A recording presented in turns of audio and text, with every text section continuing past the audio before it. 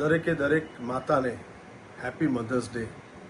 જ્યારે માની વાત આવે તો એક ડૉક્ટર તરીકે વાત કરીશ કે બાળકોનું સર્જન છું.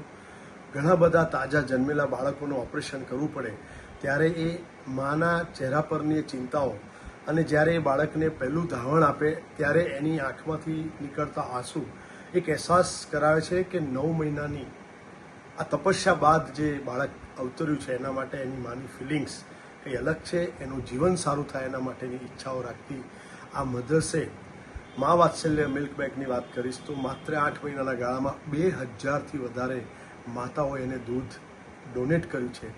450થી વધારે તાજા જન્મેલા બાળકોને એનો ફાયદો થયો છે ને એમનું જીવન બદલાયું છે. માનું દૂધ એટલે અમૃત અને એ માની જે ઈચ્છાઓ પોતાના બાળક માટે આપણે પેલી કહેવત પણ જાણીએ છીએ ને કે માતે માં બાકી બધા વગડાના વાહ. રોજબરોજની જિંદગીમાં એક ડૉક્ટર તરીકે એક સર્જન તરીકે આ રોજ ફીલ થાય છે. મધર્સ ડે ભલે માત્ર એક દિવસ આવતો હોય પણ હું તો કહીશ કે 365 દિવસ દરેક માતા પોતાના બાળકને સારામાં સારું જીવન મળે એના માટે ખૂબ તપસ્યા કરતી હોય છે, ખૂબ ભોગ આપતી હોય છે. મારી જ વાત કરીશ તો મારા જીવનમાં મારી માનો ખૂબ મોટો રોલ છે. ખૂબ સંઘર્ષ કર્યા પછી ડૉક્ટર થયા પછી સુપર સ્પેશિયાલિટી કરી.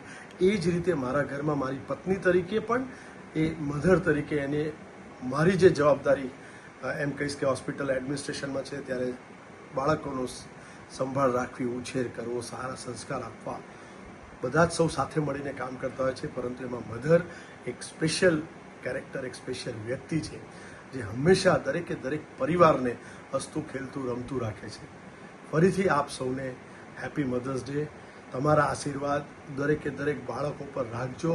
તમે તમારા માટે પણ જીવજો. Once again happy mother's day.